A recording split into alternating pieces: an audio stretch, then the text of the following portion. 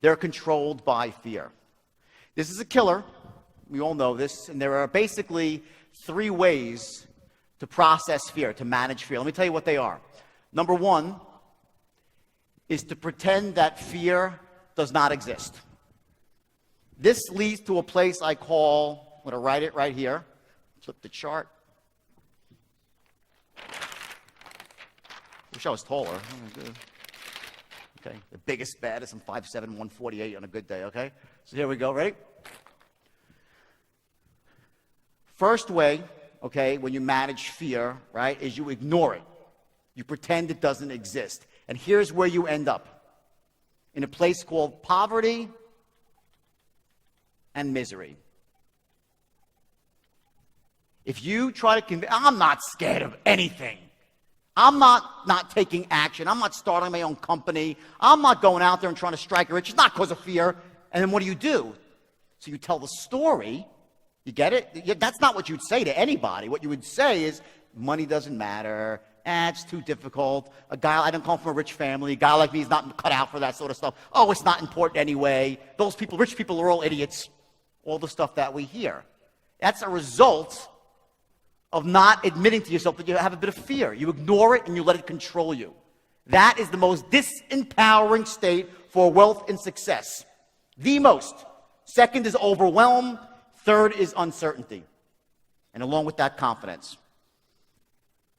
Second way, I'm going to leave the third one for last. The second way, which is, let me click here.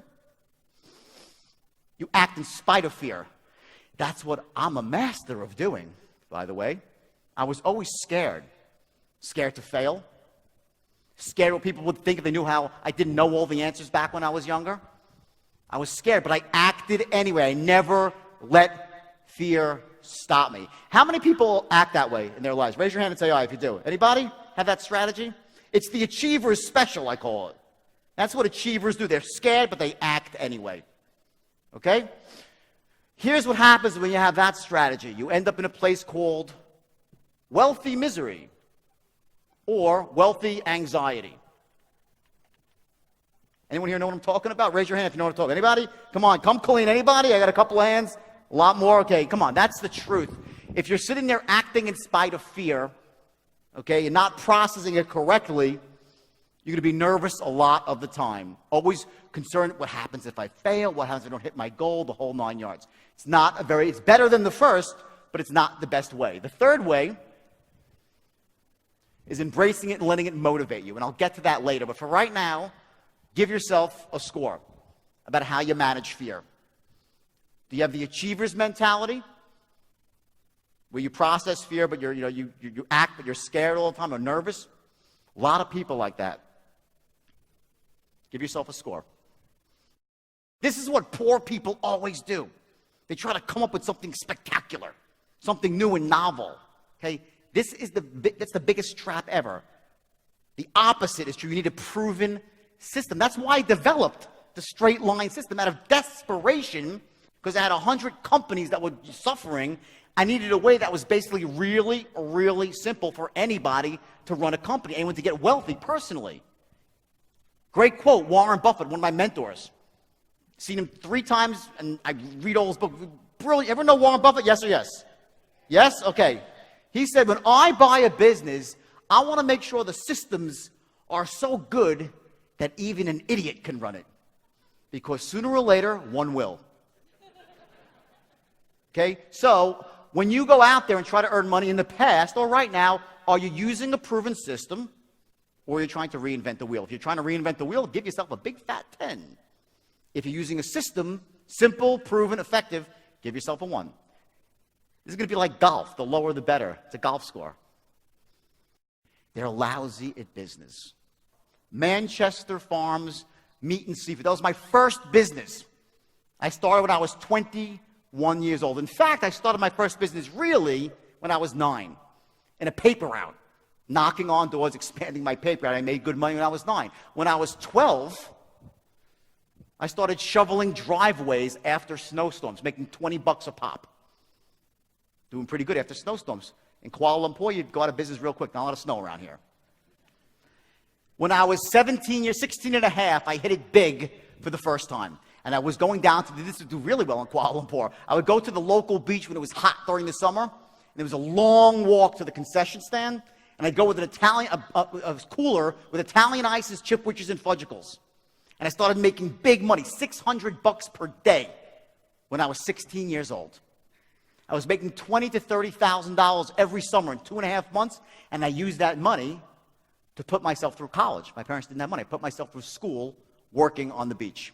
My friends were making $1.50 an hour. I was making $600 per day. Best business in the world. Ice cost me 7 cents, sold it for $1. At the end of the day, whatever they didn't sell, it would melt. I didn't care. No cost of goods sold. Who's in business, by the way? You know that's a great thing, right? Great thing, okay? The problem happened with that Manchester Farms Meat and Seafood, which was my first real business in the real world. Can we put that slide up, please, of the seafood? I started that company, I started that company from scratch with 1 truck. I answered a blind ad in the paper, and I worked for someone else's company for about 2 weeks, figured it out on my own, bought my first truck, and started going door to door selling meat and seafood. Within 7 months, I had 26 trucks on the road and was a millionaire, 21 years old. And I was making money. I bought a beautiful red Porsche, met my first wife, we got married, everything was got a pocket full of money, it was great. Problem? I was making every mistake in the world about business. I had no experience. Business is not a skill that you're born with. You're just not. It's something that you learn. The problem with most people, they just don't know how to do business. No one ever taught them. They don't teach it to you in school. Business 101, bullshit. That's not real world business. You know, that's you might get this. I'm not a theoretical sort of guy. Just not. You know, I'm a guy that lives in the real world. Everything I do is real world, works, been proven. So business 101 in college, yeah, it's great for some, basic stuff. It doesn't translate. I took business courses in college. I went into that business and I got buried. I thought I was a millionaire. I was actually growing on credit. I overexpanded. I was undercapitalized. And bam, just like that, I was out of business and bankrupt at 23. Lost everything. Even my red Porsche. I had a tear trickled down my arm and they took my Porsche away with a hook on a tow truck. Worst day of my life up to that point. And that's why I went down to Wall Street. Because in my town in New York, when you want to make a lot of money and you're young and you're ambitious and you can sell, you go to Wall Street. I knew some people making a lot of money there. I said, if they can make $1 million a year, I can make $50 million a year. And I was right. That was my path to Wall Street, through the meat business. So give yourself a score. And by the way, if you don't have business experience, guess what? That's nothing to be ashamed of at all. You're not born with this stuff. Someone's got to teach you. Someone's got to show you the ropes. That's it. No big deal. This is the easiest one to master. Because business is very, very easy once you know how. And so is making money. So give yourself a score. 10 if you don't really have any business skills. Or give yourself a 1 if you're really sharp. You know all the stuff. You know about marketing, sales. You know about operations, how to negotiate. You know how to position yourself in a certain way there's a brand. You know how to use OPM. I love this one. OPM. Back to this one. Other people's money. You must master this. It's my specialty. You could be, they say to me, Jordan, this is what they said in the newspaper. You can Google me, you get a good laugh. I got a lot of Google stuff, okay? Thousands and thousands of entries. They said if you flush Jordan down the toilet bowl, he'd come up with a plumber's license. You get that? Good or good? You want to know why? OPM. You could drop me anywhere. I will persuade someone to invest in me. And I'll show you how to do it. It's really easy once you know how. And they make money with me because I have the business skills and I have the straight line system. I can always make money in business. Do I fail once in a while? Yeah, of course I do. Failure is part of the game. But with the straight line, you pick yourself back up. You know where you are. You have an outcome, and you keep going towards it. So give yourself a score on the business front. They're uncomfortable with words like sales and persuasion. This is a big one. There's no way around it, everybody. Who here is a salesperson? Raise your hand. Bunch of people. Great. Guess what? You're all salespeople. Either you're selling and persuading or you're failing in life. Not products, the intangible, yourself, your ideas, your concepts. Selling your kid to make his bed. I'm failing miserably and I can't get my kid to make his bed. I'm a pretty good salesperson, right? Either you're selling and persuading or you're failing. This is a skill you cannot get around. Everything I'm going to show you today, and there's some great speakers here. I looked at the list. It's amazing. Great speakers.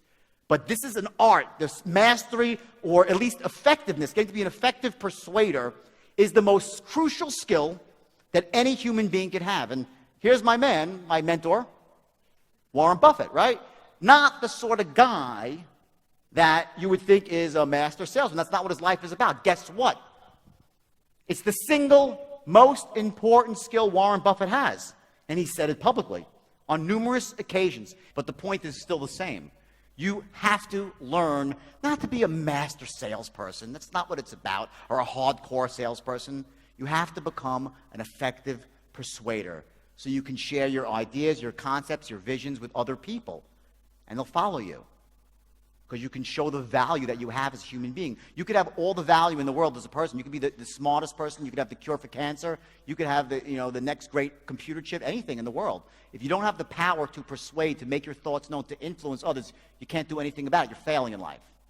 Originally, the first thing I came up with was a straight line. It was persuasion, straight line sales system. And it revolutionized Wall Street. To this day, by the way, every major brokerage firm uses my system. Everyone.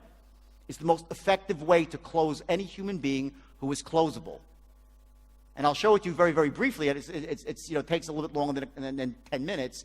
But when I come back here for a few days, you will learn it. It's the simplest thing. If you're scared of selling, or this is not even something like selling. It's just simply going through emotions and taking someone from this point to that point in a very logical way. No pressure at all. It's the most effective way to sell. So give yourself a score. And be honest with this one, because this is the killer of a lot of people when they say, oh, I don't like sales or persuasion. Just be honest with yourself here. Give yourself a score. 10 if you hate persuasion, think it's evil. And give yourself a 1 if you're really, really good at it and you thrive with it. The biggest one of all, they slave their lives away for a paycheck. This is why most people are broke. They work for somebody else. There's no way around this. It's very simple. There's just no way around it. If you work for somebody else, there are a couple of exceptions. I'll tell you what they are. Number 1 is if you're a commission salesperson working on heavy commission. That's one way around it.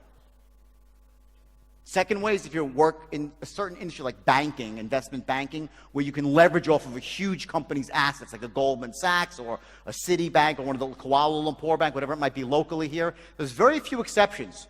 Other than that, if you really want to get ahead in life, you have to own your own business. Now, I'm not saying you got to go out and quit your job right now. Absolutely not. I would never tell a human being to do that. When I mentor people, that's not what the straight line's not about that. What it's about is showing you how to start a business that allows you to do it without quitting your current job. That's what it's about. Without having to put up a lot of money. And if you need any money, you learn how to raise it like that. Not borrow it, raise it. Real cheaply. But at some point in time, if you want to get wealthy, and just please, again, if there's probably one other thing besides that formula that you take away from this today, you have to get into your own business. I sincerely mean that from the bottom of my heart. You have to do it at some point in time if you want to get wealthy, or else you're a pawn in someone else's game of chess.